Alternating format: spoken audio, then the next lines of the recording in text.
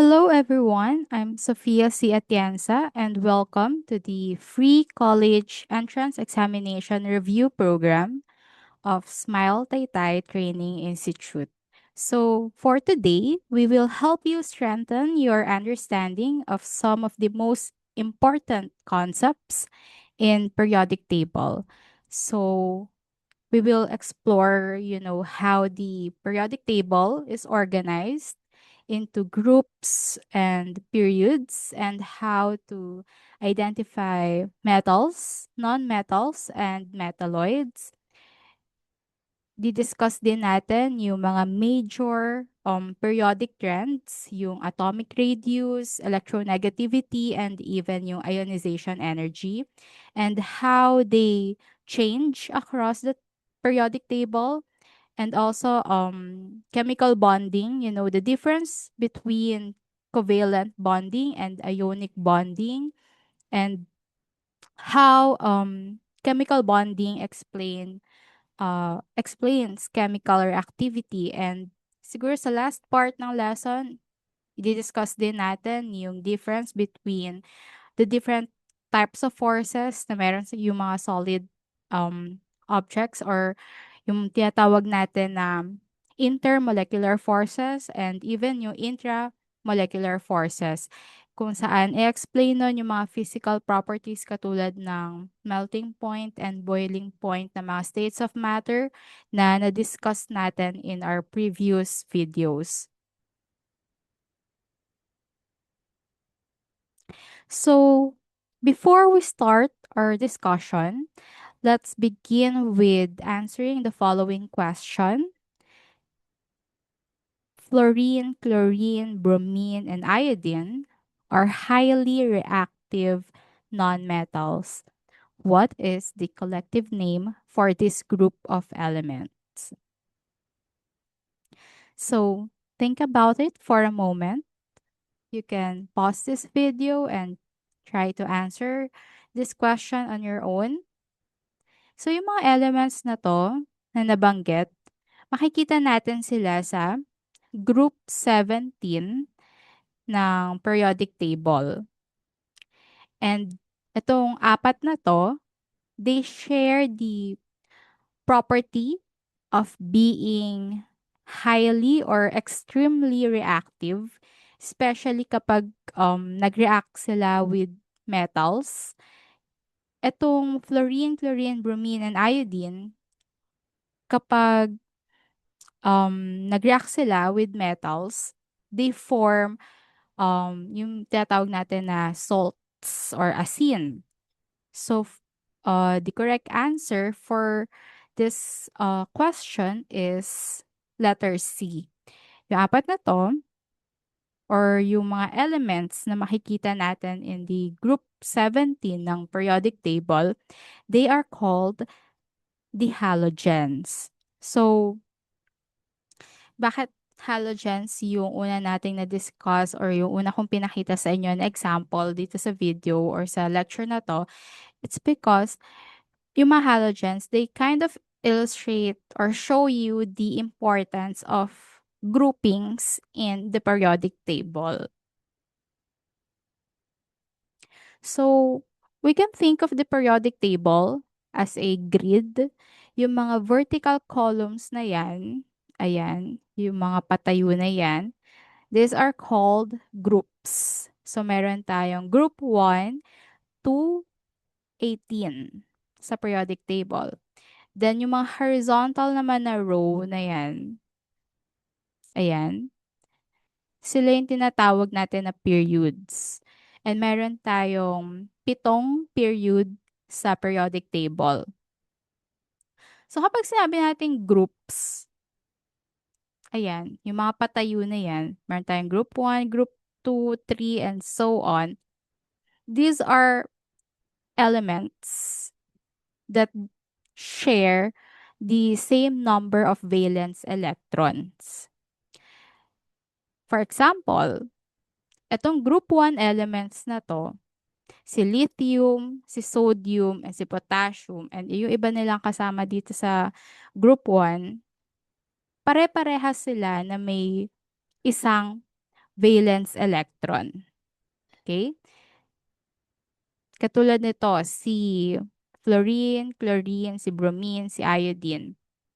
Dito sa group 17, pare-pareha sila na may 7 na valence electrons. So, kaya yung mga halogens, yung nasa previous slide natin, sa previous sample question natin, may similar reactivity sila. Katulad ng nabanggit sa question, they have extreme high reactivity with metals. It's because they all possess 7 valence electrons. And lahat sila, they all share that same reactivity. On the other hand, dito naman sa group 1 elements natin, yung mga tinatawag nila na alkali metals, since meron silang isang valence electron, they are also highly reactive. Itong mga halogens na nandito sa group 17, hindi lang sila nag-share ng same reactivity or similar reactivity, they also share similar chemical behavior. And yung chemical behavior na yon, ang nagdidikta nun ay yung laman ng last shell nila or yung tinatawag natin na valence electrons. Since meron silang 7 na valence electrons, medyo eager sila. No, hindi medyo masyado silang eager na mag-gain ng isa pang electron to complete their octet.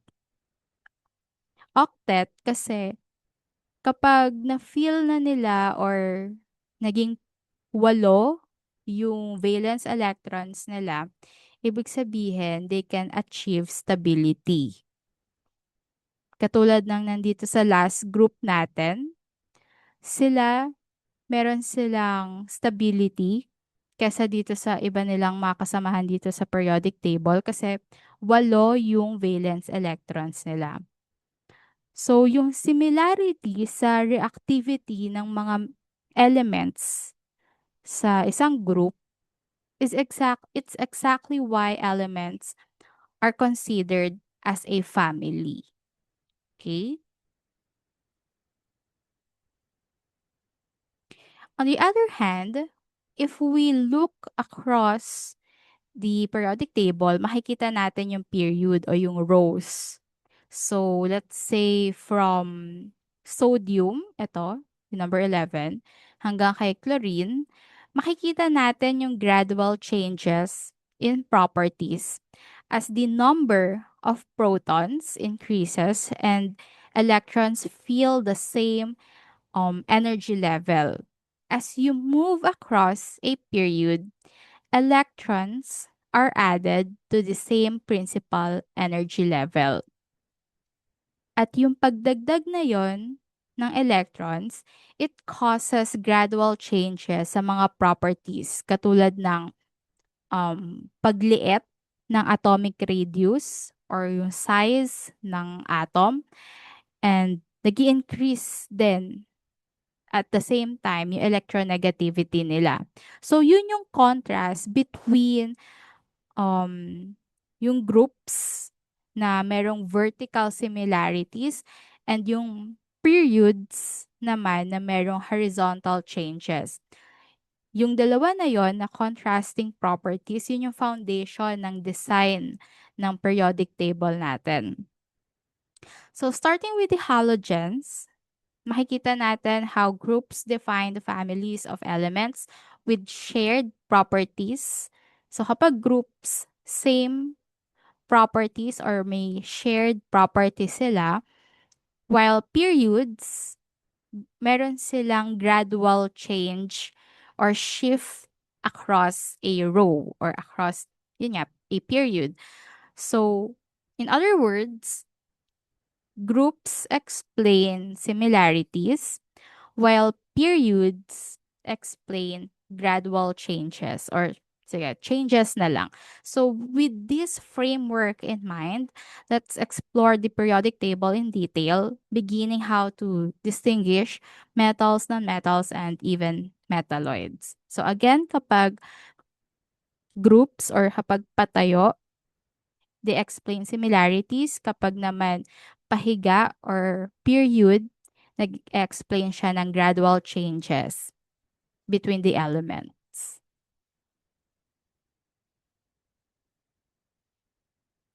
So, most of the periodic table is made up of metals. Alam naman natin kung ano yung property ng metals. Metals are shiny, they are malleable, and good conductors of heat and electricity, and they have moderate to high melting points. So, yun yung parang palatandaan natin kung ano yung mga itsura ng mga metals. Pag sinabi nating malleable, yun yung ability na ma-form sila into sheets or ma-flatten sila into sheets. Ganun. So, yung mga metals, they tend to lose electrons sa mga chemical reactions. And kapag nag-lose sila ng electrons, they form positive ions or yung tinatawag natin na cations. Kapag negative ions, ang tawag anions. So examples ng mga ng mga cations ay sodium, iron, and copper.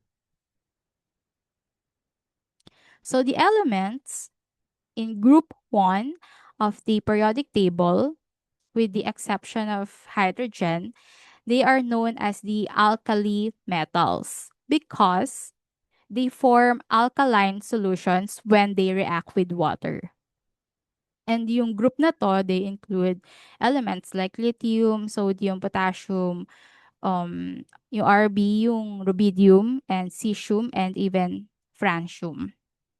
Now, each of these elements, ayan, mula dito hanggang dito, they have just one valence electron, which means that they form only weak metallic bands. Okay, so they only form weak metallic bands. And and as a result, they are relatively soft. So parang medyo malambot sila na kinds of metals, and they have low melting points. Now, yung single valence electrons nila, it gets easily lost. So, kapag madaling matanggalan sila ng electron, it means na yung metal, they are highly reactive. So, yung group na to, highly reactive.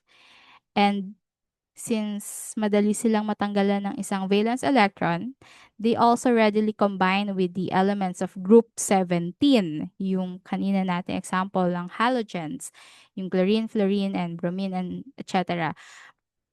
Kasi si group 17, ang kulang na lang niya isang electron para maging stable. Sila naman, yung group 1 na to, they just have one valence electron. So, madaling kunin sa kanila yon. Madali nilang maipamigay yon since isa lang naman yon. And so kapag pinag-combine natin sa isang chemical reaction, yung group 1, yung isa sa mga elements ng group 1 and isa sa mga elements ng group 17, they form stable ionic compounds like sodium chloride. And ano yung sodium chloride? Yun yung table salt natin, yung ginagamit natin na pang season ng mga foods, ganun. So sa group 2 naman, the group 2 of the periodic table, ito sila. They are known as the alkaline earth metals. So, yung mga elements sa group na to, they are all shiny and silvery white in appearance. So, like the alkali metals, they also form alkaline solutions when they react with water. All of the elements of group 2 have two electrons in their outer shell. So, ibig sabihin, meron silang dalawang valence electrons. And yung metallic bonds in the alkaline earth metals are stronger than the alkali metals. So, ibig sabihin, mas strong yung attraction ng metallic bonds ng group 2 kesa sa group 1. At dahil mas mataas yung or parang mas malakas yung metallic bonding nila, mas mataas yung melting points nila. Pero, they are still quite reactive because meron silang dalawang valence electron na madali nilang ipamigay or madaling kunin sa kanila. Okay? So that's the comparison between group 1 and group 2. Now, the transition metals, ito na yung parang bulk ng meron tayo sa periodic table. Ito yung bulk ng mga elements. Karamihan ng mga elements makikita natin dito sa groups 3 to 12. And lahat ng elements na nandito sa group na to, they are called the transition metals. Now, yung mga metals na to, they are superior in terms of being conductors of heat and as well as electricity. They are also malleable, means they can be shaped into sheets. So, parang isipin nyo yung parang yero, ganun, sheet. So, ibig sabihin, na-flatten sila. And they're also ductile, which means they can be shaped into thin wires o yung mga metal wires na nakikita natin. So, yun yung ibig sabihin ng ductility.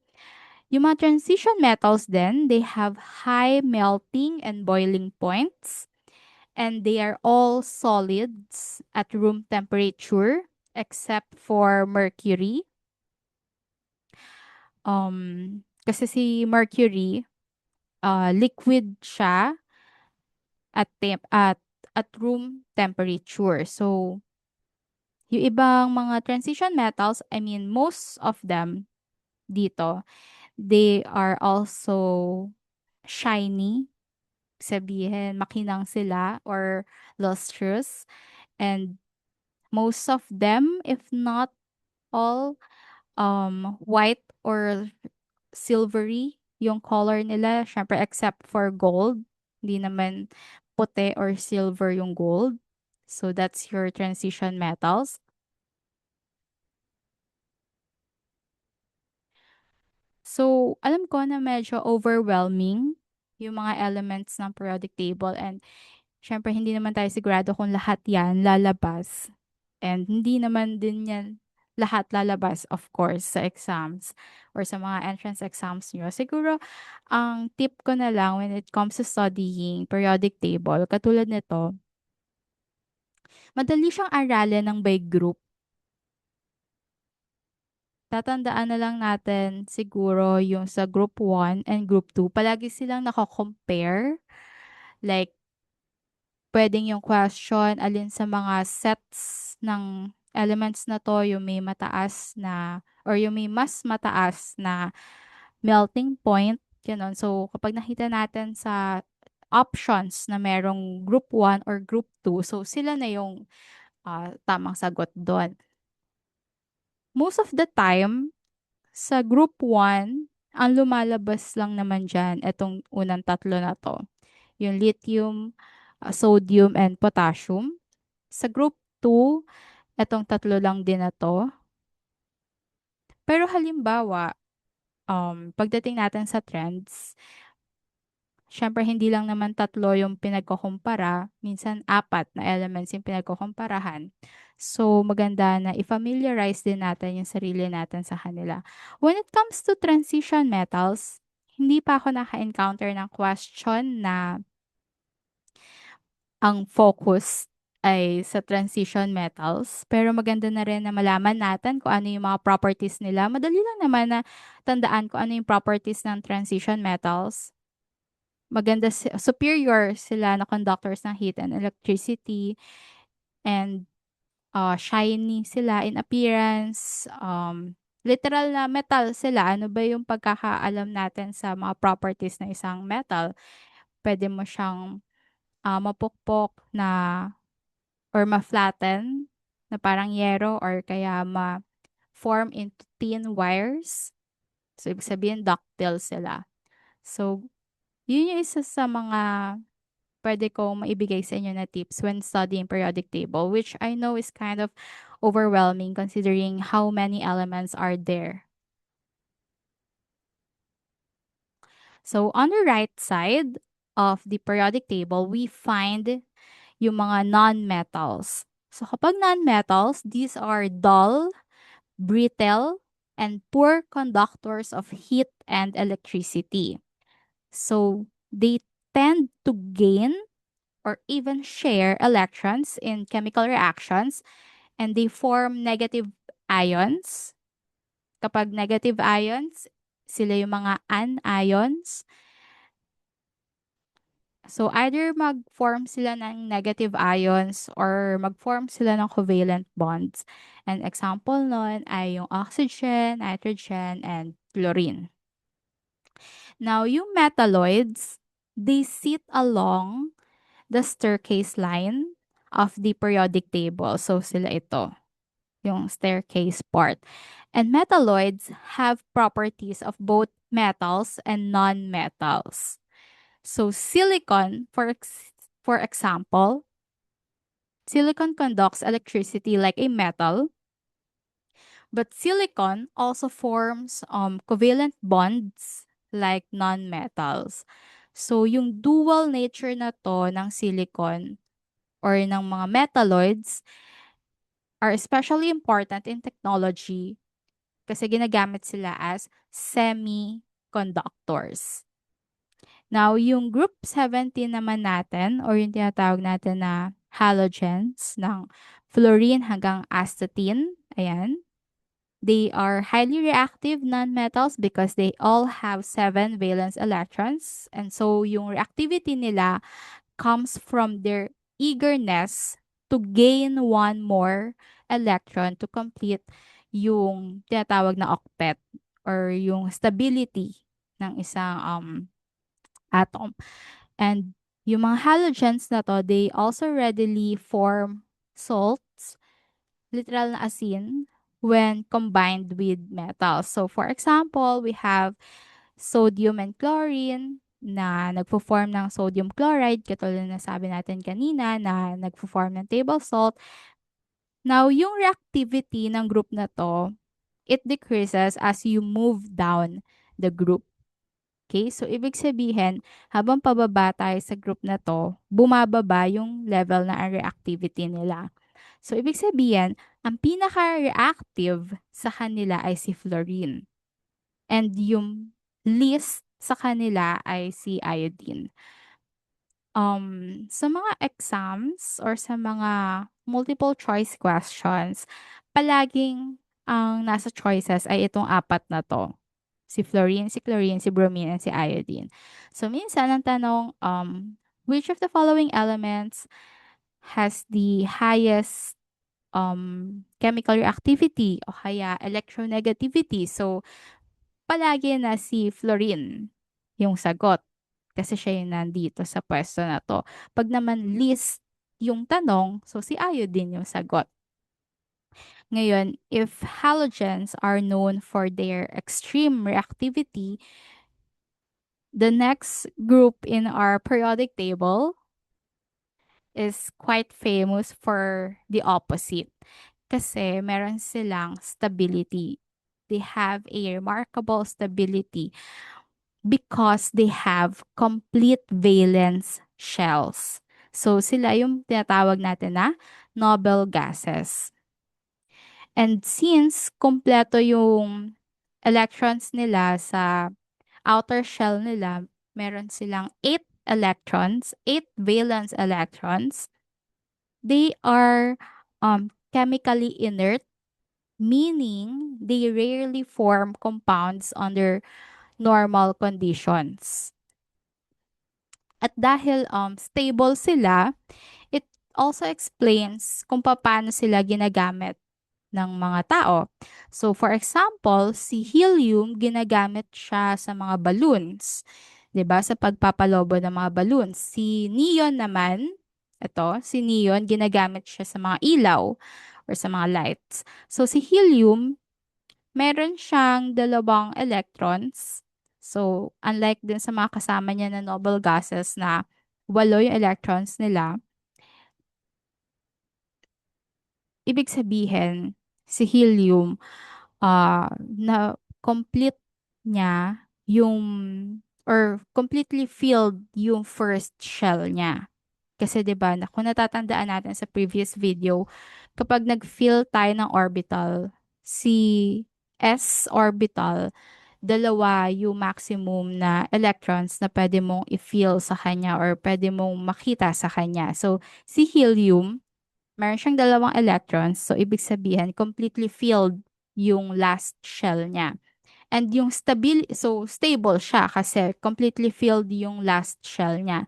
And yung stability na yon, it means na non-flammable siya and mababa yung density niya. So, ibig sabihin, hindi siya masyado mabigat, magaan siya, which makes it perfect for helium to be used for lifting. So, kung ikukumpara natin siya sa, halimbawa, kapag nagpalobo tayo, kapag gumamit tayo ng helium gas sa mga balloons, umaangat agad yung balloons.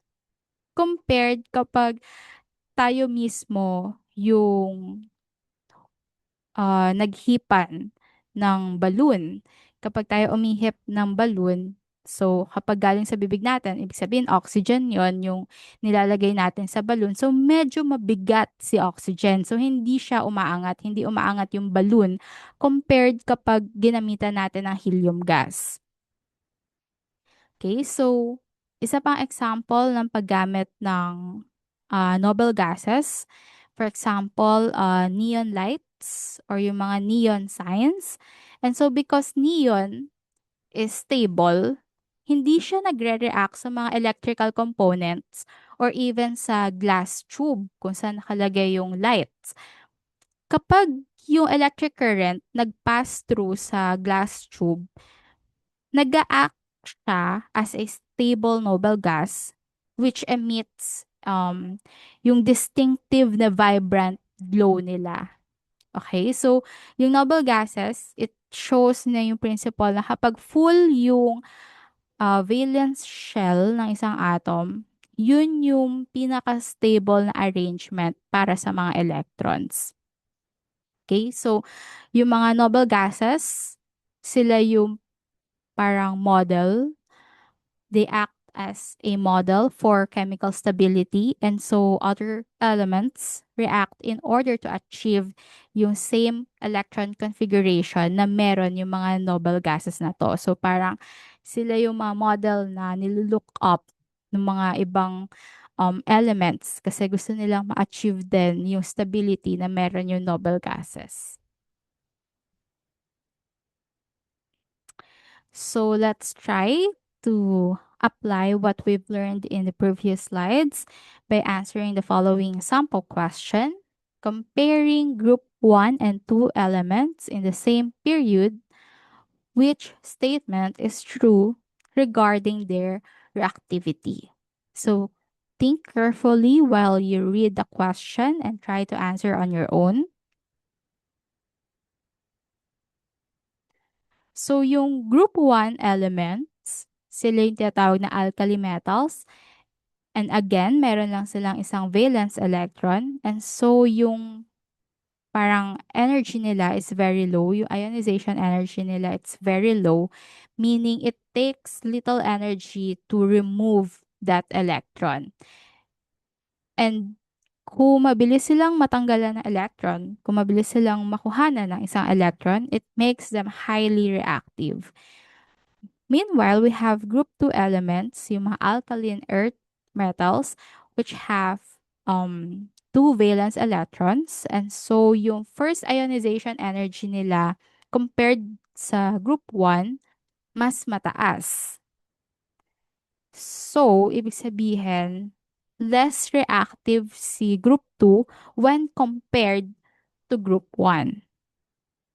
So, the correct answer here is letter A. Group 1 is more reactive because it has a lower first ionization energy or it has lower ionization energy. So yung question na to, it highlights naman the periodic trends. So like yung ionization energy, hindi pa natin siya nadi-discuss, but we'll discuss the ionization energy in the following slides. Ang na-highlight lang dito ay yung reactivity or comparison ng reactivity between group 1 and group 2. So si group 1 elements, they are the most reactive metals. Si group 2, they are also reactive but less so compared with group 1. Now, we'll expand yung idea na to ng chemical reactivity by exploring the periodic trends in detail in the following slides. Yung atomic radius, electronegativity, and ionization energy, and how they change across groups and periods in the periodic table. So these are called periodic trends, and they explain how properties change predictably across groups and periods. Meron tayong tatlong periodic trends na palaging lumalabas sa mga exams, sa mga multiple choice exams, yung atomic radius, electronegativity, and ionization energy. So, unahin muna natin kung ano yung ionization energy. So kapag sinabi nating ionization energy, it is the energy required to remove an electron from an atom. Now, across a period, the ionization energy increases. Electrons are held more tightly by stronger nuclear charge, so it takes more energy to remove them. Ibig sabihin, um, mula sa kaliwa papunta sa kanan, tumataas yung ionization energy ng mga elements. As elements have more electrons across a period, atoms get closer and closer to their goal. So ano ba yung goal nila? It's to achieve the perfect eight na valence electrons. So, kung habang papunta sila dito, papunta sa right, they get closer and closer to achieving the perfect eight or to achieving the octet. Removing an electron becomes harder and harder, and the ionization energy increases as atoms approach to form an octet. On the other hand, it is very easy naman to remove an electron from an atom that is very far from achieving an octet. So yung, let's say, an example, a group 1 element that has one valence electron will readily lose its electron in order to have an octet of electrons. Thus, pwede nating masabi na yung group 1 elements, they have very low ionization energy. It takes very little energy to remove an electron because yung atom, it can be more stable without that one electron. On the opposite end of the spectrum, we have the group 17 elements that have very high ionization energy. Mas mataas yung ionization energy nila because with 7 valence electrons, halogens, ito, yung group 17, they want to gain one more electron to form an octet. Imagine niyo so close yet so far, parang ganun. Ito na siya, pwede na niya ma-achieve yung octet, pwede na siya maging stable, pero kulang siya ng isang electron. So, losing an electron puts them farther away from their goal of achieving an octet. And so it takes much more energy to remove an electron. Okay? That's just how it changes, yung trend across a period. Now, down a group naman, mula sa taas pababa, ionization energy decreases. So, yung mga electrons farther from the nucleus and shielded by the inner shells, they are easier to remove. Okay? Basta, ang concept dito ng ionization energy, kapag nasa labas ka or mas malayo ka sa nucleus, mas madali kang tanggalin na electron. Kasi, parang hindi masyadong strong yung attraction ng electron na yon na malayo between sa kanya at saka dun sa positively charged na neutron. Sorry, positively charged na nucleus. So that's your ionization energy kapag across a period from left to right, the ionization energy increases. Kapag naman mula sa taas pababa, ionization energy decreases. So ibig sabihin, mas mataas yung ionization energy ng element na to kaysa sa element na to. Okay? Next, we have electronegativity. Ano yung electronegativity? It is the ability of an atom to attract electrons in a chemical bond. So, from left to right, electronegativity increases as the nuclear charge grows. Atoms pull uh, the valence electrons more strongly, and so the fluorine is the most electronegative element on the table, followed by oxygen and chlorine. Okay, so first or parang si fluorine yung top 1, tapos si oxygen yung top 2, tapos si chlorine yung top 3, ganun. Now, it means na si fluorine, it will always be negative when combined with other elements. Okay, so fluorine is so electronegative na it wants to rip an electron off anything it touches. So remember that. Si fluorine yung pinaka-electronegative na element. And so, kapag nakipag-combine siya sa ibang elements to form a compound, gugustuhin niyang kuhanin yung electron na yon ng ka-chemical bond niya. Now, question here is that do noble gases have an electronegativity? So the answer to that is they do not. So walang electronegativity yung mga noble gases. They are perfectly sitting here. They are perfectly fine, just sitting pretty here.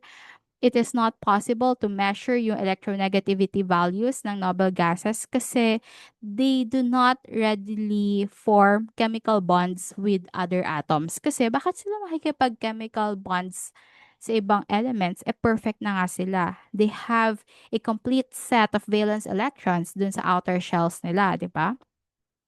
Now, when we compare the electronegativity of elements from top to bottom, the electronegativity decreases, katulad ng sa ionization energy. Yung mga outer electrons, they are farther from the nucleus, and so yung pull ng nucleus sa kanila mas weak or weaker. Hindi masyadong strong, ganon. So that's your electronegativity. Next, we have the atomic radius. So atomic radius refers to the distance from the nucleus to the outermost electrons. So from left to right, atomic radius decreases. So bakit lumiliit or parang bakit bumababa yung atomic radius from left to right? It's because protons are added to the nucleus. So kapag nadadagdagan yung protons, nadadagdagan or nag increase yung nuclear charge.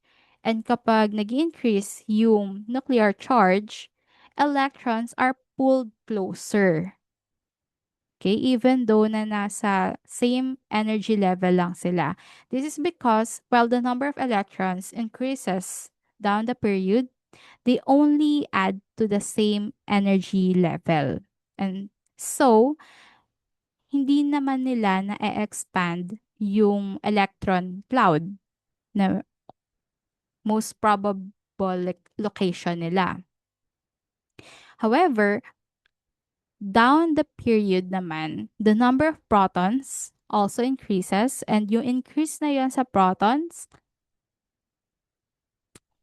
either they attract or pull yung mga electrons closer sa nucleus. Kapag mas pinapalapit nila yung electrons sa nucleus, mas lumiliit yung distansya between the electrons and the nucleus. So kapag lumiliit yung distansya between them, nagkakaroon ng decrease sa atomic radius.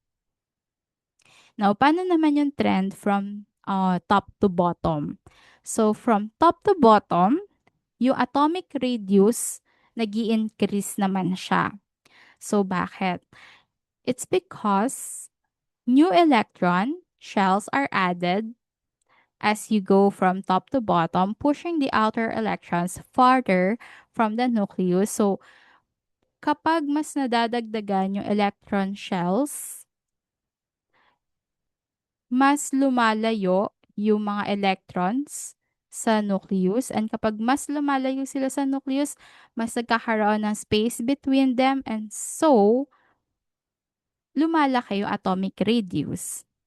Okay? So, recap lang natin yung tatlong trends na na-discuss natin. Kapag ionization energy, it increases across a period and it decreases down a group. Same with electronegativity from left to right, nag increase.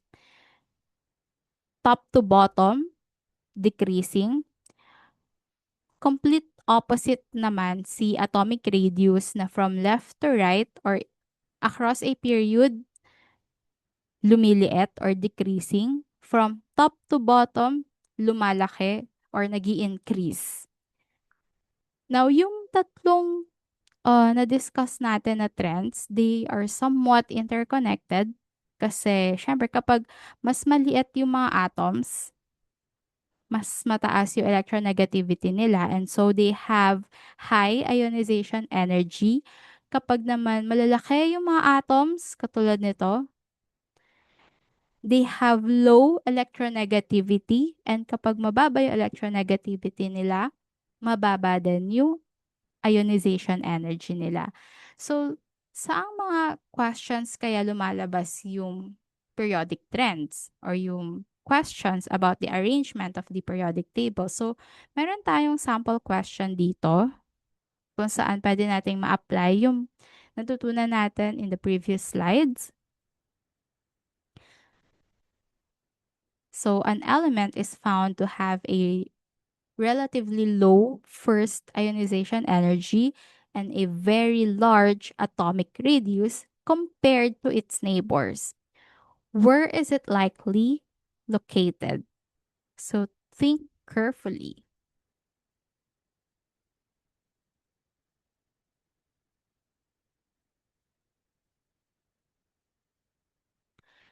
So kapag malaki yung atomic radius, it means na yung atom malaki siya. Kapag malaki yung atom, ibig sabihin, yung mga electrons mas malayo sa nucleus. So, since mas malayo sila sa nucleus, yung attraction between the nucleus and the electrons, medyo minimal or medyo weak siya. And so, yung low ionization energy, it means na mas madali kunin yung mga electrons na yon na malayo sa nucleus. So, together, low ionization energy, tapos mataas or malaki na atomic radius. These properties point to elements at the bottom left of the periodic table. So, ano yung mga elements na nasa bottom left ng periodic table? Sila yung alkali and alkaline earth metals. Opposite sila no nasa top right. Kasi sa top right, nandun yung mga non-metals like fluorine and oxygen. And yung mga elements na yon, they have small atomic radius and mataas yung ionization energy nila. Yung mga nasa D block naman, ito yung tinatawag, yung nasa letter C, sila yung mga nasa transition metals.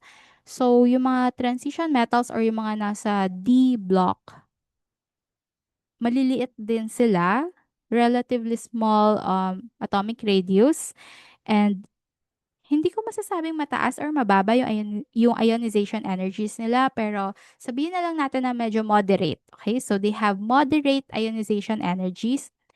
P block naman, these are the metalloids which don't match the descriptions either. So, the correct answer here is letter A. So, yung question na to, pinapakita niya kung paano yung atomic radius and yung ionization energy, they work together to explain reactivity. Large atoms with loosely held electrons or valence electrons are the most reactive metals, but your activity nila, it's only one part of the story because once the atoms interact, nagfo-form sila ng chemical bonds. And those chemical bonds, sila yung magdedetermine ng structure and stability ng kabuuan ng molecule. So, syempre, malaki or mas maraming involved na elements yung nasa molecules compared sa atoms lang. Which brings us to the next important concept in chemistry, which is the forces that holds the atoms together inside a molecule and also the forces that act between those molecules.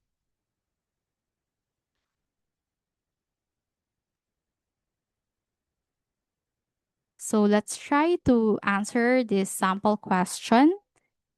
Hydrofluoric acid is a highly corrosive compound used for etching glass. It is formed by a single bond between a hydrogen atom and a fluorine atom, the most electronegative element. Which of the following statements correctly evaluates the forces in hydrofluoric acid? So to see yung correct answer for this question, let's try to break down muna yung hinihingi or yung binigay na facts about this compound. Or you can try pala na i-pause yung video and answer first. But let's move on. Let's try to analyze the question pala. So, we have here a diagram of the hydrogen atom and the fluorine atom. So, yung electrons from one atom, ang naka-drawing sila ng dots, and the electrons from the other atom, naka-drawing sila na parang cross. Ganun. Yung circle na yan, they represent yung outer shell ng atoms. And mamaya makikita natin where they overlap, means na may nangyayaring sharing ng atoms. So, the hydrogen atom, ito, it has one outer electron.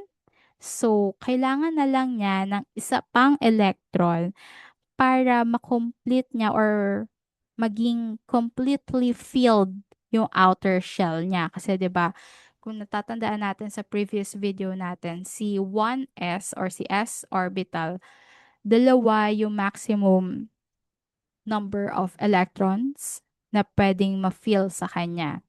Eh si hydrogen, isa lang yung electron niya. So, kailangan niya pa ng isa para maging stable. Now, fluorine has 7 outer electrons. So, it needs just one more electron to fill yung outer electron shell niya. So, by sharing one electron each, both atoms achieve a full outer shell kapag nag-join sila together. And yung tawag din sa chemical bonding nila na yun is intramolecular polar covalent bond. So, nangyayari yung chemical bonding na yun inside this molecule kapag pinagsama natin si hydrogen and si fluorine. Now, na magkasama na sila or nag-share sila ng isang atom nila, si fluorine atom can now achieve yung tinatawag natin na stability or yung noble gas electronic configuration kasi nakipag-form siya ng single covalent bond with hydrogen. And so, may bagong compound na na-form. Now, the bond between hydrogen and fluorine inside this molecule is a covalent bond. Ang covalent bond, it's an example of an intramolecular force kasi it holds atoms together within the molecule. And yung type ng bond na yon is covalent because yung atoms parang co-owners sila ng valence electron. So remember that kapag covalent bonding, nag-share sila ng valence electrons or parang co-owners sila ng valence electrons. And again, ginagawa to ng mga atoms or ng elements to form or in order to gain electrons para maging stable sila and ma-achieve nila yung same configuration or stability ng noble gas. Kaso, yung HF molecule, hindi naman sila basta-basta nag-exist ng isang molecule lang. They don't exist in isolation. Hydrogen bonding also occurs between the HF molecules. Ito.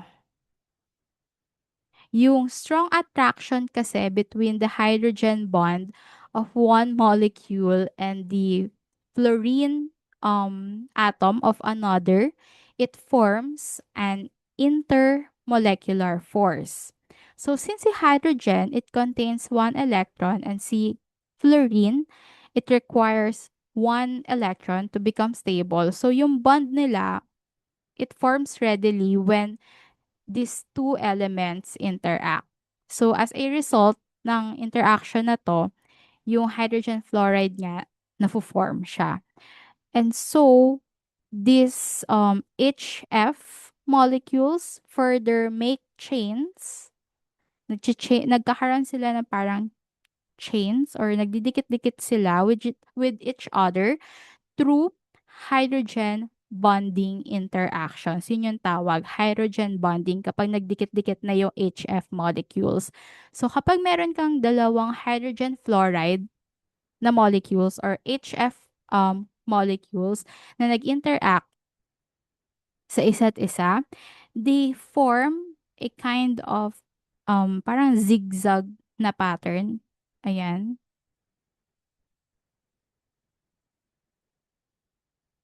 Parang ganyan. Ayan. Na nag-i-involve ng interaction between the positively charged hydrogen ng isang molecule and the highly or negatively charged fluoride or fluorine of another molecule.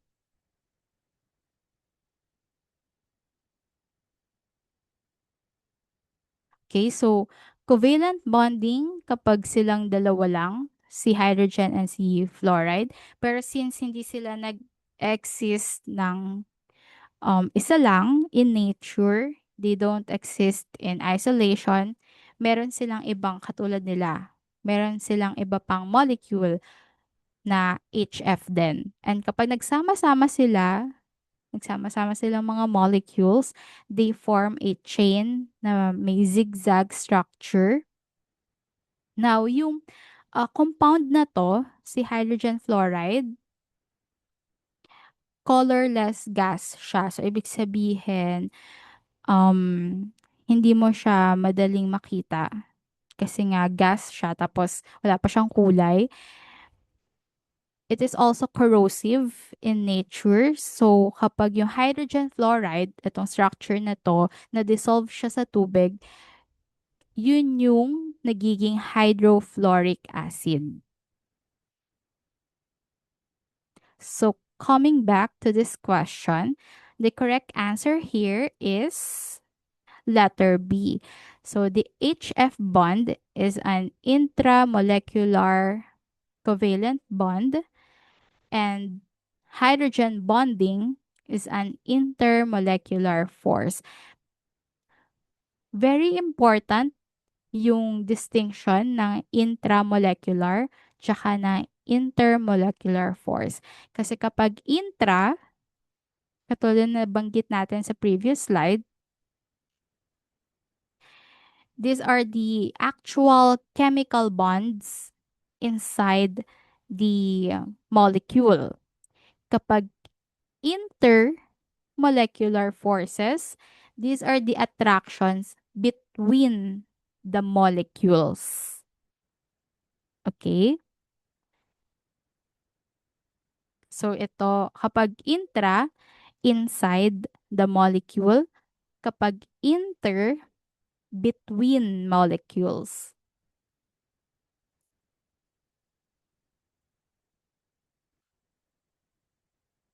So, since na-introduce na natin yung dalawang types of forces which hold um, matter together, si intramolecular force and si intermolecular force, to further discuss the difference between these two forces, we will use water as our example. Siyempre, familiar naman tayong lahat sa water, si H2O. So, on the screen, you can see the water molecule. And inside this molecule, yung hydrogen atoms, ito, yung kulay blue na to, yung mga hydrogen atoms, they are bonded to oxygen. And yung chemical bonds nila, yun yung polar covalent bond. And si polar covalent bond, example sila ng intramolecular. Ngayon, yung mga bonds na to, yung mga polar covalent bonds, they are strong and they keep the atoms connected within the molecule. So, ito yung isang molecule. So, kaya sila na form or kaya sila um, attracted sa isa't isa even though magkakaibang elements sila. It's because of the intramolecular force.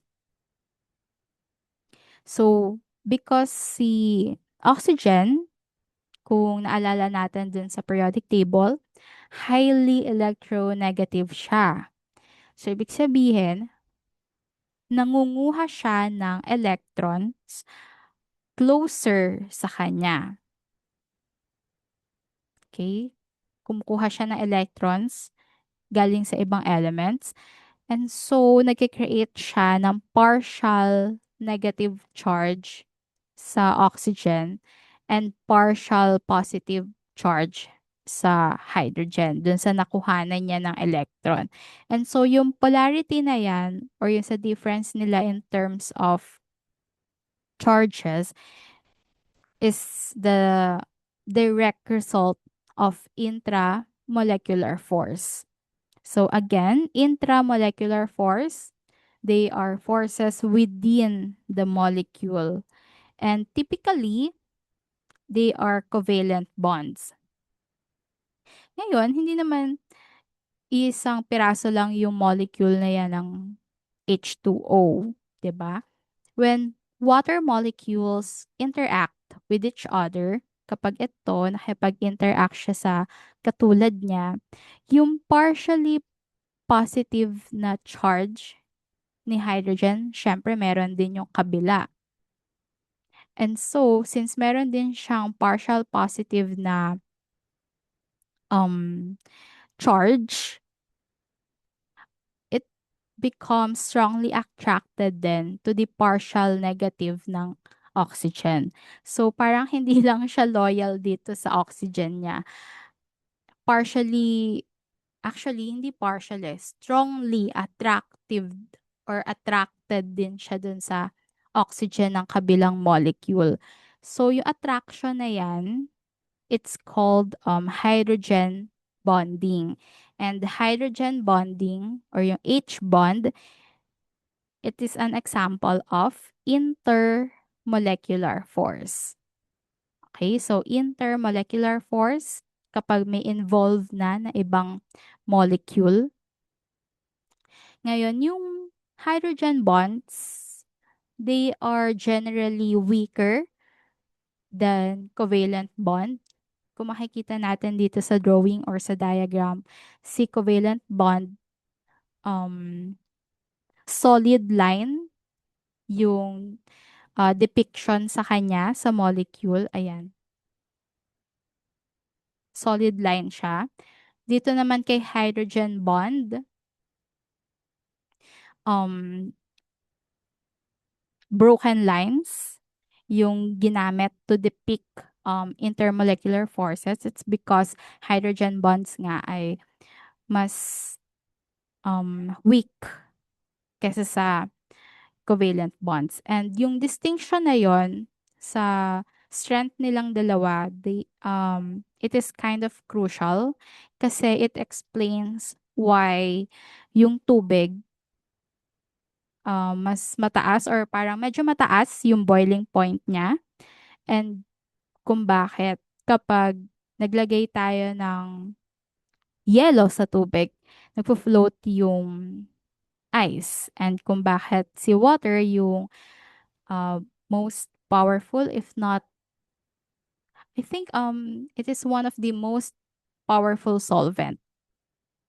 It's because without these intermolecular forces na meron yung water, hindi mag-exist yung life na meron tayo ngayon or yung life na sa pagkakaalam natin ngayon. So remember na kapag intramolecular force bonds inside the molecule. So, remember nyo na lang kung paano na-attract or nakuha ni oxygen yung electrons or yung kung paano nag-share ng electrons yung dalawang to kay oxygen. On the other hand, we have the intermolecular force or yung mga attractions between one molecules to another.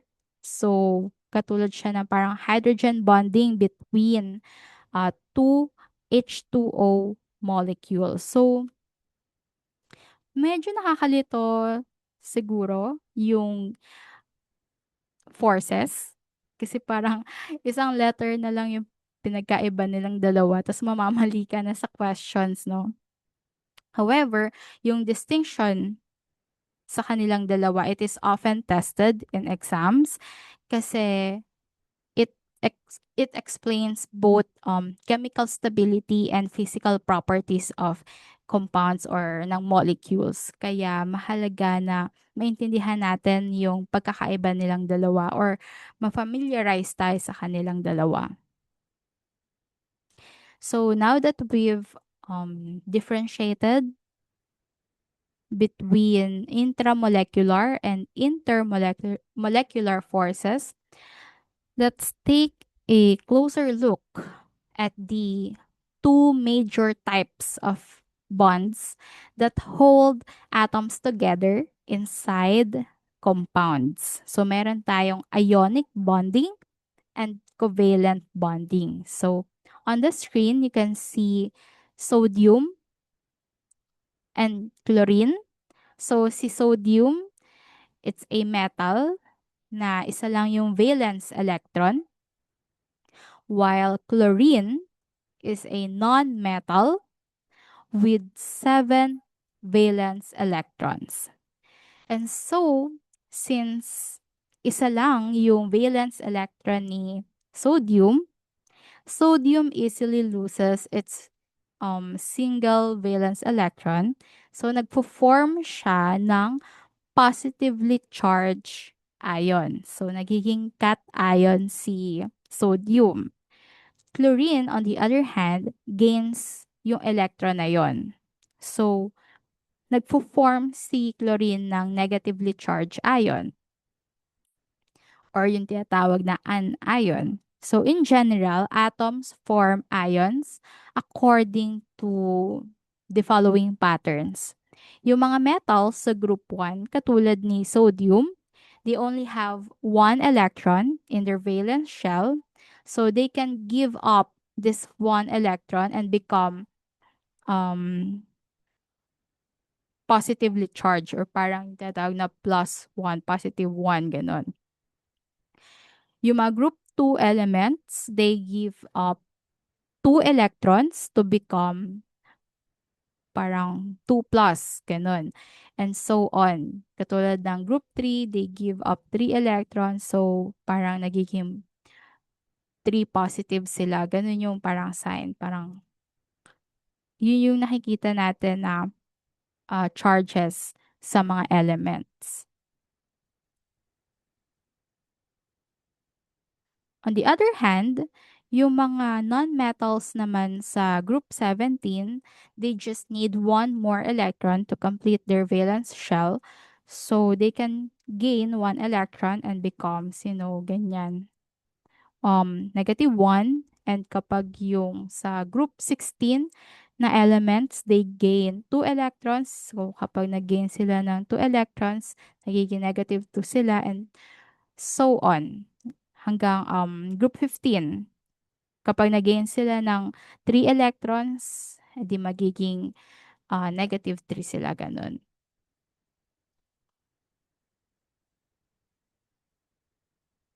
So, hanggang sa lahat or yung all the remaining metal elements, they produce at least one ion with a charge of positive 2.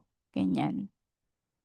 Ngayon yung um, strong attraction between these oppositely charged ions. Oppositely charged kasi ito isang positive, isang negative. They create ionic bond. So this is how sodium chloride or yung table salt is formed. Yung ionic bonds, they are strong. They produce crystalline solids with high melting points. And most importantly, yung mga ionic compounds, they conduct or they have the ability to conduct electricity when they are dissolved in water or kapag na-melt sila.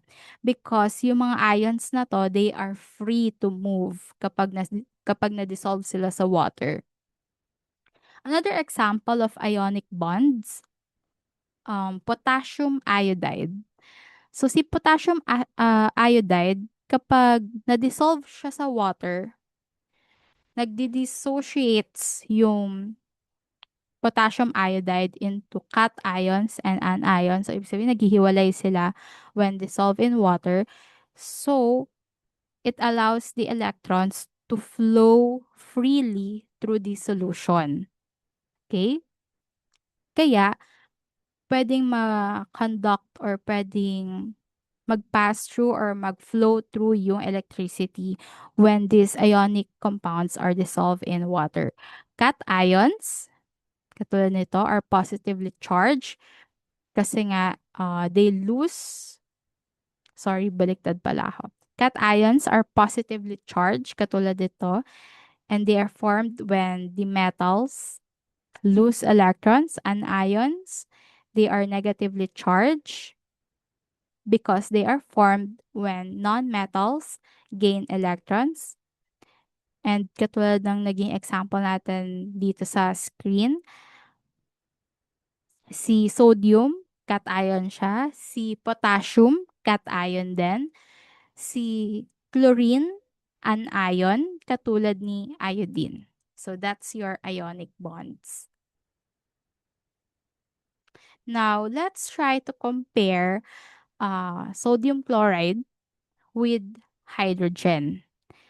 So, here on the screen, each hydrogen atom, meron silang isang electron, and neither of them wants to lose that one electron. Isipin nyo, isa na nga lang yung electron nila, tapos mawawala pa sa kanila. So, instead of losing that one electron, they share their electrons.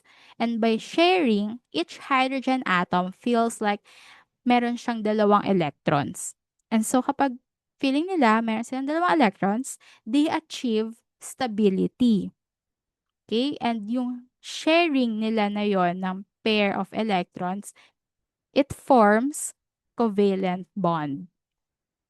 Now, covalent bonds are typical in non-metals.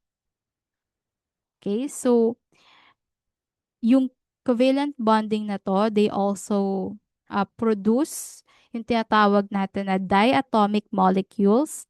Katulad itong hydrogen, meron pa yung oxygen, fluoride, chloride. So yung mga molecules na yon, they often have lower melting and boiling points compared sa mga ionic compounds. And also, yung mga covalent, I mean, yung mga compounds na na-form ng covalent bonding, they do not conduct electricity because they don't, dissociate yung mga ions na meron sila or yung mga atoms na na-form.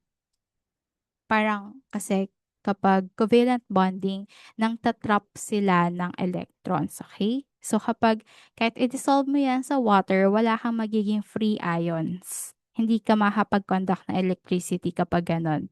So remember, ionic bonds, electron transfer, they form ions held together by electrostatic attraction.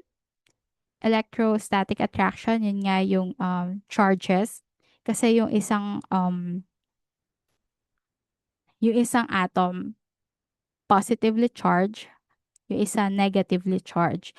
Kapag covalent bonds, electron sharing. It forms molecules with stable electron configuration, katulad nito. Okay, so ionic bonds, transfer, covalent bonds, sharing.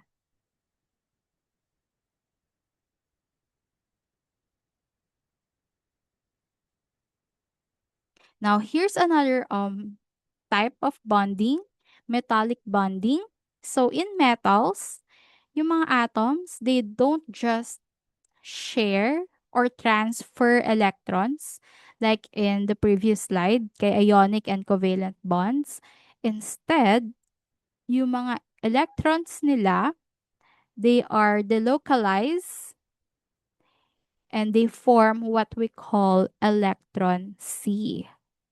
Okay, electron C. Now, yung mga electrons na to, they move throughout the metal lattice, holding the positively charged metal ions together. Okay? So, yung mga delocalized ions, electrons na yan, nandun sila sa metal lattice. Okay? And yung pag-form nila na yan ng metal lattice, it explains why yung mga metals, they are malleable, ductile, and excellent conductors of heat and electricity. Because yung electron C na to or yung metal lattice na to, it allows the metals to bend without breaking and carry electric current efficiently.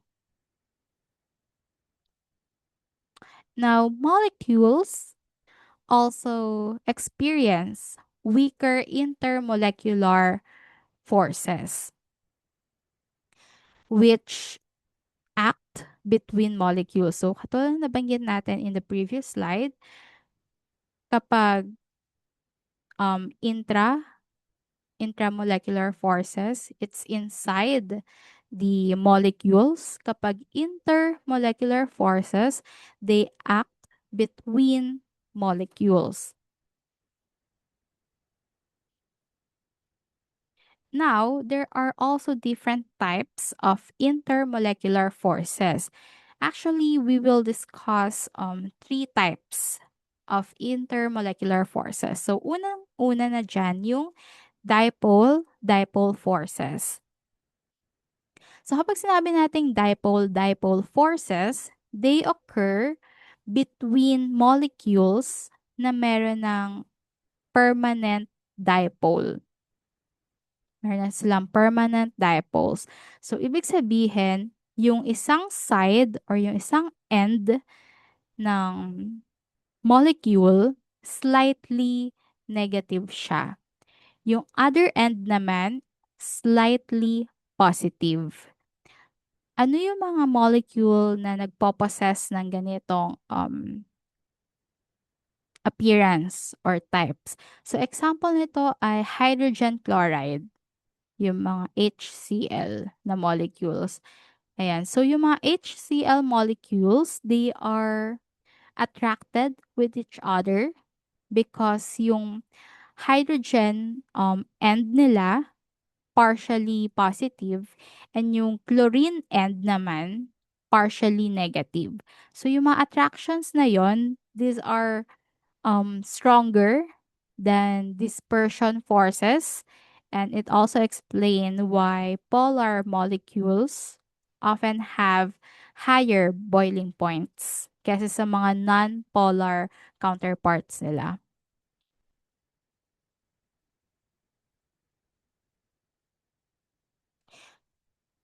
The second type of dipole-dipole or intermolecular forces is a special type of dipole-dipole interaction. So, yung hydrogen bonding, isa siyang special type ng permanent dipole.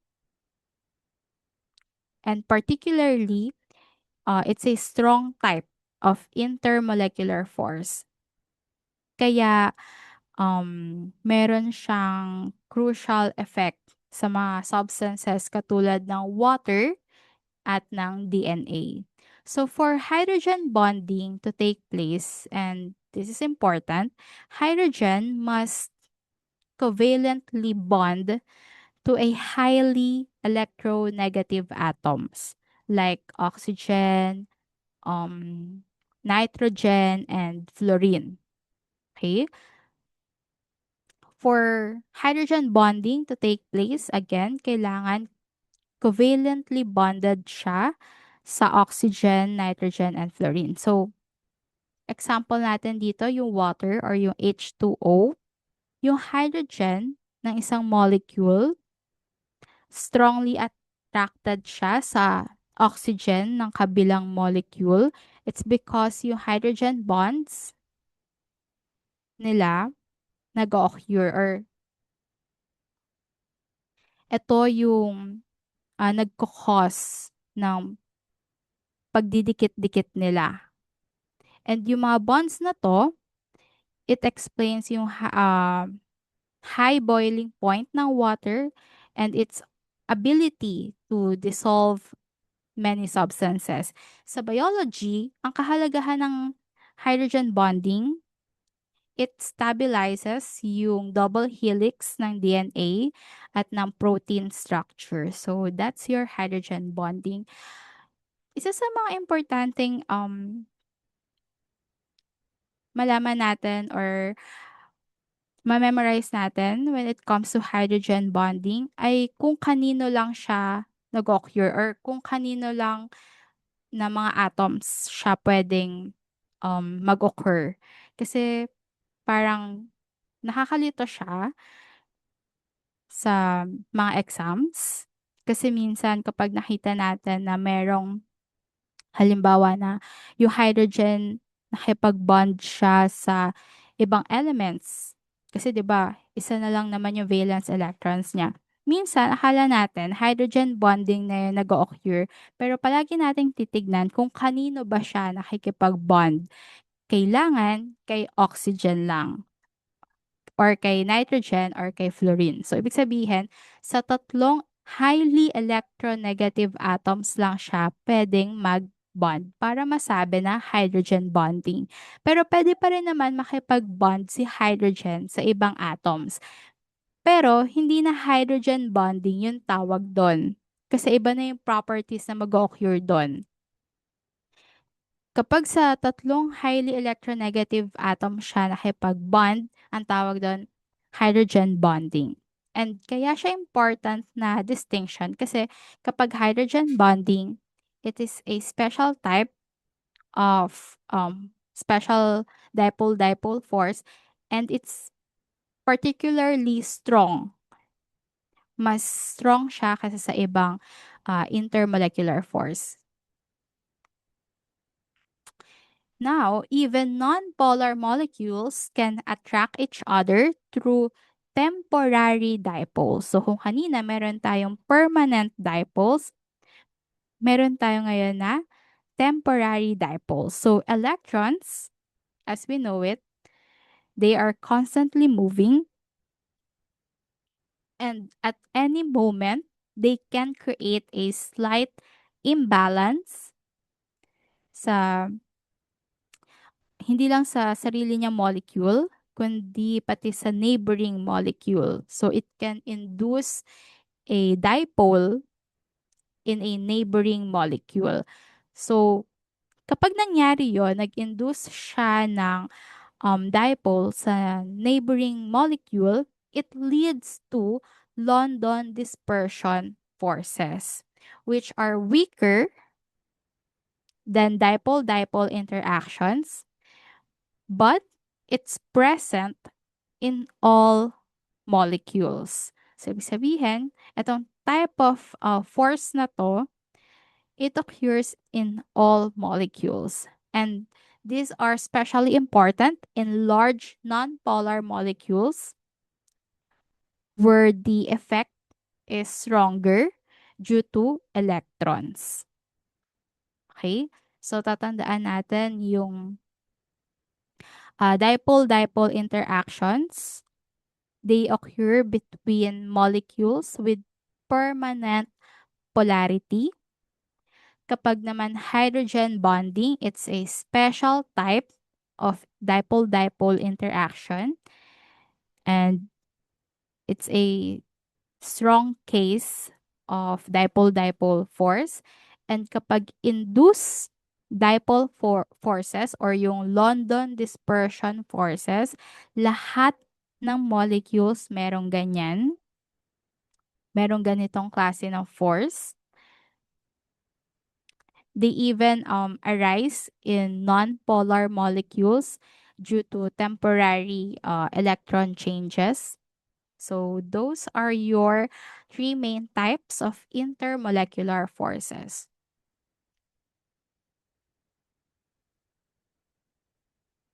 So let's try to apply what we've learned by answering this sample question.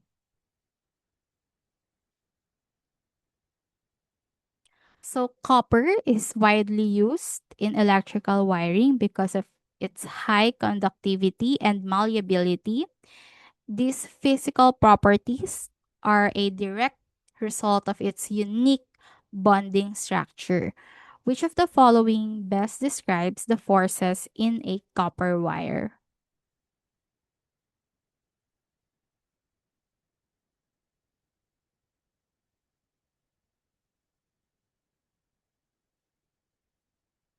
So the correct answer for this question is letter B. The localized valence electrons form a C that allows for conductivity and flexibility between metal cations. So remember, cations are positively charged ions, meaning it has more protons than electrons. At nangyayari yon when the atom or yung molecule, it loses one or more electrons. So copper exhibits metallic bonding. So kapag metallic bonding, yung valence electrons niya, it's delocalized and free to move throughout the lattice or yung electron C. Now, yung electron C na to, meron siyang dalawang key properties. Una na dyan, yung high conductivity. So, mataas yung conductivity niya, meaning electrons can flow easily carrying electric current. Next is that meron siyang malleability. Meron siyang malleability and ductility, meaning yung electron C, it cushions yung mga positive metal cations, allowing the layers to slide without breaking bonds. So, kaya hindi basta-basta nababale yung mga yung metal na compound kapag ginawa natin sila na thin wires. Kaya kapag finlatan natin yung mga metal compounds. Ngayon, bakit mali yung ibang mga options dito? So, si letter A, mali na siya agad kasi binanggit niya yung covalent bonds. Kasi kapag binanggit na yung covalent bonds, it doesn't describe metals. Okay? Covalent bonds are localized electron sharing. So, ibig sabihin, kapag localized electron sharing, hindi magdi-dissociate yung electron. And so, kapag hindi free to move yung electron, it prevents conductivity. So, hindi mag-flow yung electricity. Option C, dipole-dipole interactions occur in polar molecules, hindi sa mga metallic lattices. And ang copper, hindi siya nagpo-form ng permanent dipoles. Option D, although sinabi natin kanina na lahat ng um lahat ng compounds, lahat ng molecules, they have the ability to induce dipole forces. Itong mga types ng forces na to, they are weak intermolecular forces sa mga non-metals and noble gases. Okay? They don't explain kung bakit yung copper, it's a solid metallic structure. So again, kung mapapansin natin dito sa question, medyo magkakos siya ng confusion or tinatakal pa rin naman niya yung differences between intramolecular and inter molecular forces. So again, metals are held together by metallic bonds, not by covalent and dipole forces. So yun na lang yung tatandaan natin. Another common mistake dito is that some people assume na yung conductivity, it comes from covalent bonds. But sa covalent bonds, tinatrap niya yung electrons. And so kapag nakatrap yung electrons in its place, in its position, hindi siya makakagalaw freely. So kung hindi siya makakagalaw freely, hindi siya makakapag-conduct ng electricity. Meanwhile, metallic bonds free those electrons. Okay? So, kapag ganito mga klase ng questions, always identify yung type ng substance, either metal, ionic, or molecular compound siya. And number two, siguro, pag nakita nyo ng metal, yung nasa question, so, i-assume na agad natin na metallic bond yung ibig niya sabihin. And so, kapag may metallic bond, meron yun na electron C or yung tinatawag natin na electron lattice ang tinatawag. Pag naman ionic bond yung or ionic compound yung binigay, syempre ionic bond yon. And kapag ionic bond, ang attraction doon ay electrostatic. May isang positive, may isang negative. Kapag naman molecular compound, so covalent bonding yon. And kapag covalent bonding, intermolecular forces yung nag-hold dun sa loob. Let's try to answer another sample question regarding chemical bonding. So kapag mga questions regarding chemical bonding, hindi siya parang tatanungin kayo kung anong type ng chemical bonding yung nag-occur dito sa chemical reactions na to. More likely na ang itanong sa inyo ay yung reasoning behind the properties ng compound. So, for example, um, quartz and diamond are known for their extreme hardness and very high melting points, unlike molecular solids like ice.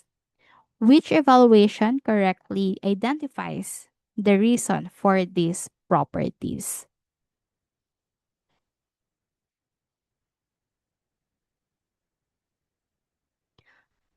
So, si letter D, sinasabi dito, um, yung mga atoms daw kay quartz, they are held together by ionic attractions. So, mali na siya agad because quartz is not ionic compound. Kung makikita natin dito, may clue na siya agad na yung quartz, it's made up of silicon and oxygen. So, kung meron kang silicon and oxygen, ang napo-form niya ay covalent bond. Okay? So, covalent bond, yung nag-occur between silicon and oxygen, not ionic attractions. So, yung mga ionic attractions, katulad ng sodium chloride, they are brittle. So, ibig sabihin, madali silang or parang medyo mapurok, ganon. Ganon yung brittle. And they also dissolve in water. So, nadi-dissolve ba sa water yung quartz? Of course, hindi. Si letter C naman, again, meron na naman na nabanggit na London dispersion forces. And nabanggit nga natin kanina na lahat ng compound merong London dispersion forces. Now, dispersion forces explain weak solids like ice or even dry ice, yung solid na carbon dioxide. However, these forces are too weak to account yung mga properties ng quartz at ng diamond. Okay? So, mali din si C, mali si D. We are only left with A and B. Now, hydrogen bonding is a strong force compared with dispersion forces. 'Di ba? Nasabi natin sa previous slides na very strong yung attraction forces when it comes to hydrogen bonding. However, it's not strong enough to explain yung hardness ng quartz at ng diamond. And quartz is not held together by hydrogen bonds. So the answer for this question is letter A. The correct answer is these substances are held together by a continuous network of intramolecular covalent bonds. So both quartz and diamond are examples of what we call network covalent solids. Ngayon, yung mga structures na to, yung mga network covalent solids, yung mga atoms sa kanila, these are bonded in a continuous three-dimensional network of strong covalent bonds. And because strong yung covalent bonds, breaking these kinds of solid requires breaking those covalent bonds throughout the entire structure or lattice. And yung mga materials na to, katulad ng diamond and a quartz, they are extremely hard and they have very high melting points. Ngayon, yung network covalent solids, nako-confuse siya sa mga ionic solids or even molecular solids. Sometimes you might think na yung quartz, ionic siya because it contains silicon and oxygen, or even assume na yung diamond, it is held together by intermolecular forces. But remember na kapag yung material or yung substance masyado siyang matigas, dito nabanggit na sa question, it exhibits extreme hardness and has very high melting points. It's usually a network covalent solid. So, sa mga gantong type of question, it is advantageous to look for keywords such as extreme hardness or hardness, high melting point, kasi kapag nabanggit yung dalawang yon, these key ideas point to covalent bonding. Okay? Mahalaga din na ma-distinguish yung different types of solids. Katulad na nabanggit natin kanina, molecular solids, um, low melting points. Example ng molecular solids ay ice and dry ice. So, weak din yung forces na nag-occur sa kanya. Ionic solids, katulad ng table salt or ng sodium chloride, mataas yung melting point niya, pero brittle siya and nadidissolve siya sa water. Unlike diamond and quartz na hindi mo naman madidissolve sa water. Pag tinawag natin na network covalent solids, meron silang mataas na melting points and they are extremely hard. Okay? So, another tip for this kind of question is that you can practice this type of question sa mga graphite, silicon carbide, and ayun nga, nabanggit na dito yung quartz.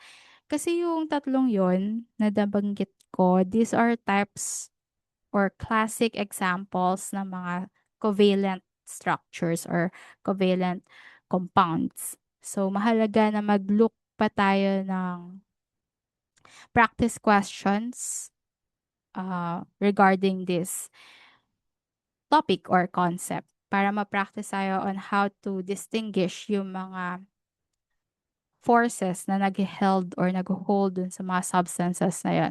So, hindi ko naman sinasabi na i-search nyo lahat ng compounds kasi syempre mahirap yun and imposibleng gawin yun. So, yung mga common lang na lumalabas sa exam, yan, katulad ng diamond and graphite.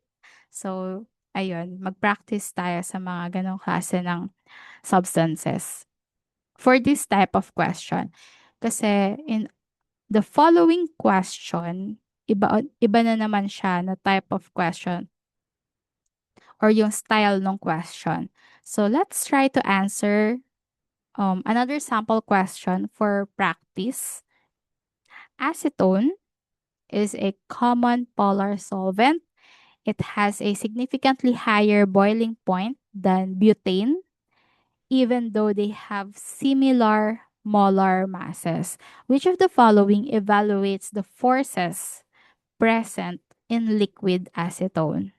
So, kung kanina, mga solid substances yung example. Dito naman, liquid yung example.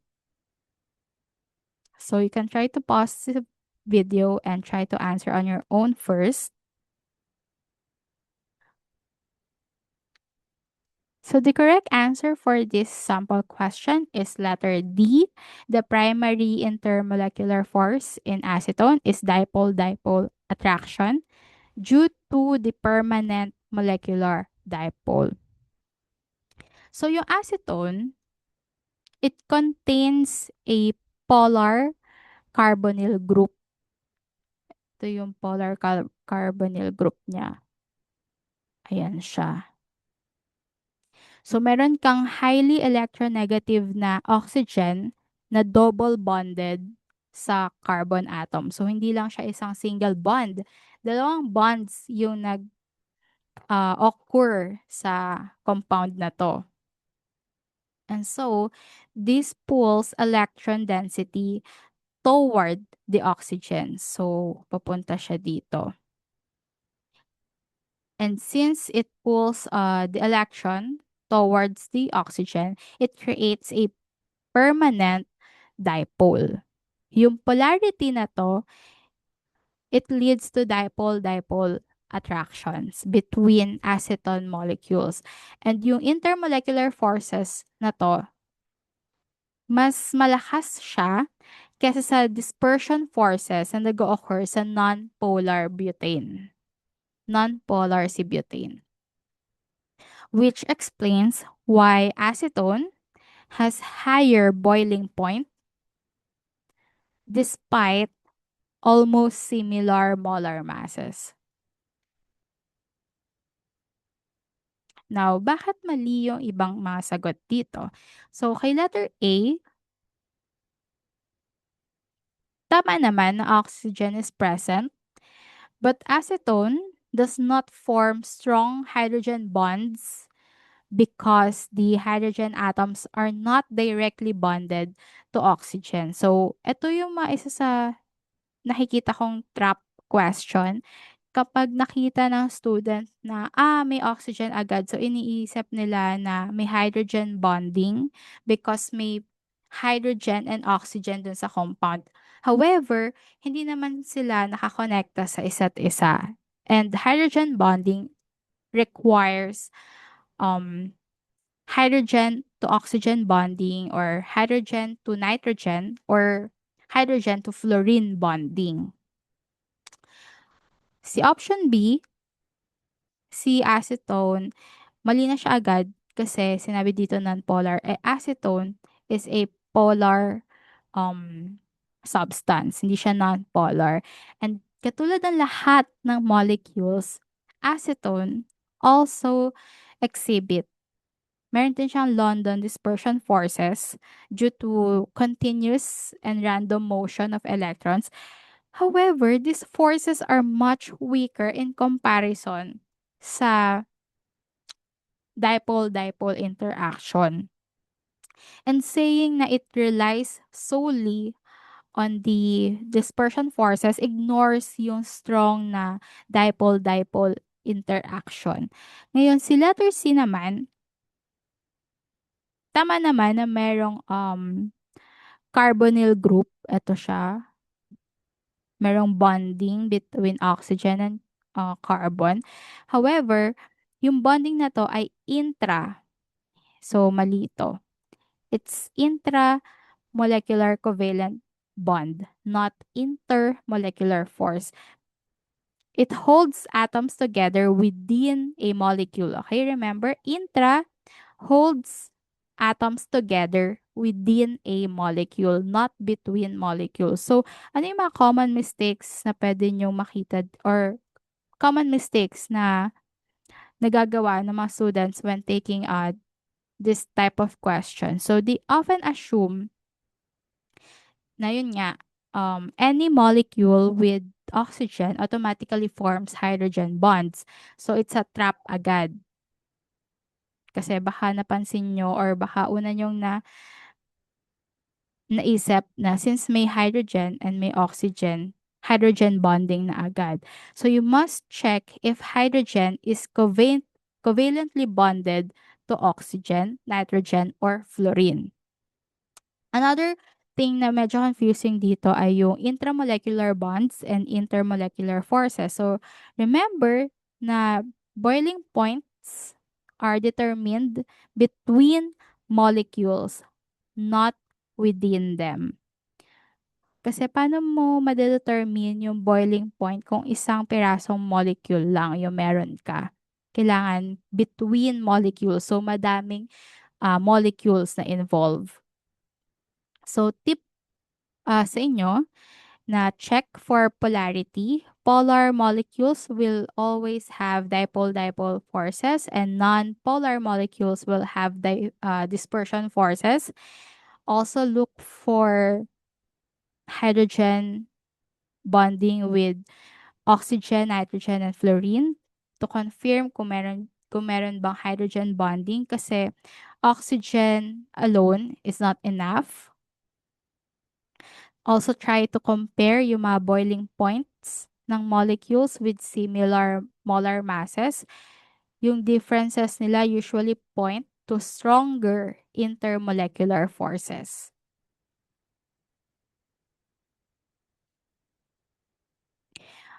So yung mga ganitong klase ng questions na liquid yung substance. Yung iba examples nito ay yung pair or yung comparison between ethanol and ethane. Pwede din na water versus hydrogen sulfide or even acetone versus butane katulad nitong nasa sample question natin. So yung kapag nag-practice tayo or gumamit tayo ng mga practice questions na gumagamit ng mga substances na nabanggit ko, it can help you to sharpen your ability to identify yung mga dominant forces dun sa substances na yon. Sabi kong dominant forces kasi nabanggit ko nga at alam ko na paulit-ulit na ako na lahat ng molecules ay merong or lahat ng compounds ay merong London dispersion forces. Yun nga lang, hindi siya enough to explain yung mga certain properties na hinahanap or nabanggit dun sa question. So this is our last sample question for this topic. And for more practice questions, I advise that you take the formative assessments provided by the Smile Taytay Training Institute. So a chemist examines two unknown solids. Solid X melts at 801 degrees Celsius and conducts electricity in the liquid phase. Solid Y melts at 186 degrees Celsius and does not conduct electricity in any phase. Which evaluation is most likely correct?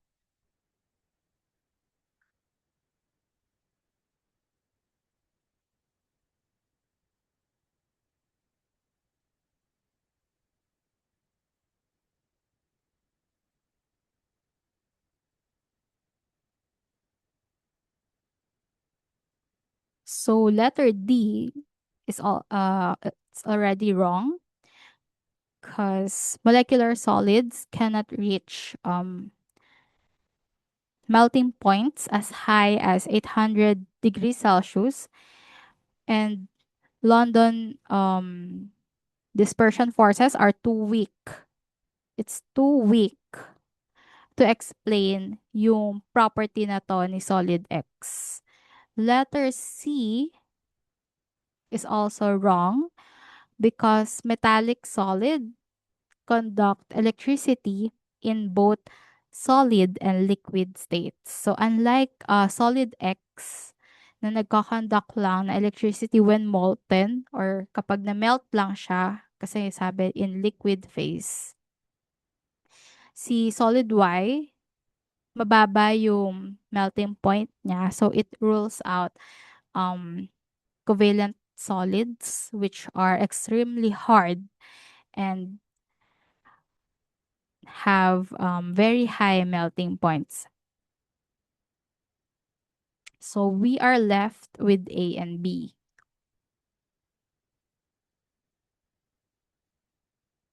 So mali na agad si B because ionic solids are not held by intermolecular forces. Kapag ionic solids, they are held by strong electrostatic attractions between ions. So the correct answer here is letter A.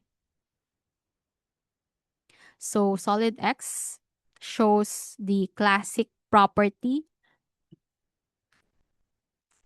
of ionic solids. Kapag ionic solids, pag ionic solids, mataas yung melting point. So it checks out. And they also conduct electricity when molten or kahit nasa liquid phase. And this happens because yung mga ions na nakalock sila in a rigid structure at room temperature, but when they are in liquid phase or when they are melted, they are free to move and carry charge. So that's another thing to look for. On the other hand, si solid Y, mas mababa yung melting point niya and walang conductivity. So it fits the description of molecular solid. So kapag molecular solid, it it is held by intermolecular forces such as dipole-dipole or London dispersion forces. Yun yung nag-explain kung bakit mababa yung melting point niya and the lack of conductivity. So sometimes people confuse ionic solids with metallic solids because both can conduct electricity, but the key distinction between them is that kapag ionic solids, they conduct electricity only when molten or dissolved in water, while metals conduct in solid state. Another trap is that you assume na any solid with high melting point must be metallic. But ionic solids also have very high melting points. So, kapag naka-encounter tayo ng ganitong klase ng question, hindi binigay eksakto kung ano yung elements na involved, parang brand X and brand Y lang yung nilagay, always check for conductivity. Kapag yung conductivity, nag-occur siya in solid state, metallic yon. Okay? Kapag yung conductivity only when melted, ionic yon. Okay? Ionic solid. Conductivity in solid state, metallic. Conductivity in molten state or dissolved state, ionic. Also, compare the melting points. So, kapag masyadong mataas yung melting point, either ionic or network covalent solid yon. Kapag mababa naman yung melting point, molecular solid, it's because of the weak forces between the molecules. So, throughout this video, we've examined the periodic table, yung different types ng forces or yung um, forces na nag-held together sa mga substances or compounds na alam natin. So, I think this is the end of the lesson. Siguro mga huling tips na lang for when you encounter this type of questions or concepts sa exam. Katulad dito sa last question natin, yung pag-identify ng type of solid. So, kapag ganito, hindi natin sure kung anong element yung involved. Kasi 'di ba kapag katulad kanina sa mga previous slides natin, alam natin yung pangalan ng compound and by instinct, medyo meron na tayong kaunting alam or intuition kung ano yung type of bonding na nag-occur sa kanila. Kasi halimbawa kanina, nakita natin or nabasa natin agad yung kay diamond or yung sa mga liquid substances katulad ng acetone. So may idea na tayo agad. So kapag katulad dito na hindi nakalagay yung mga elements, let's try to look for clues katulad ng melting point, conductivity, and hardness. And then, you try to match yung mga properties na yon sa forces.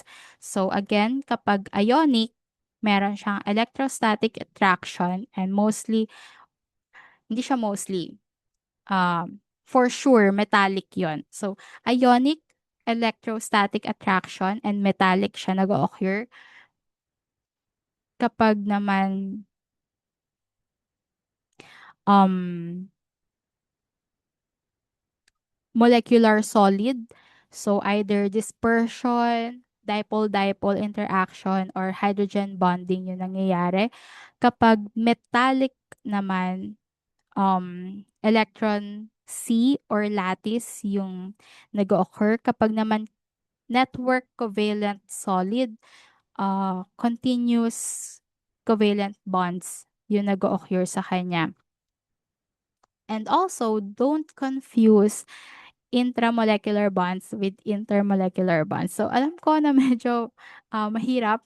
Miski ako rin, hanggang ngayon, nalilito pa rin ako with intramolecular and intermolecular forces. But remember na yung boiling point and conductivity, these are determined by forces between particles, not within the molecule. So, isa yun sa mga um, pwede ko maibigay na tips sa inyo. So, by mastering yung link na yon between the bonding forces and yung mga physical properties na to, you'll be able to tackle exam questions with greater confidence na.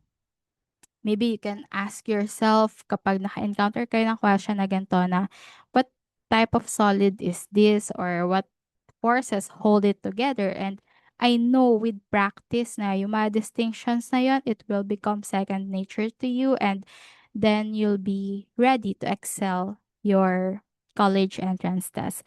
So this is the end of the lesson and I hope to see you in our next video lecture. I think we'll be tackling chemical equations naman.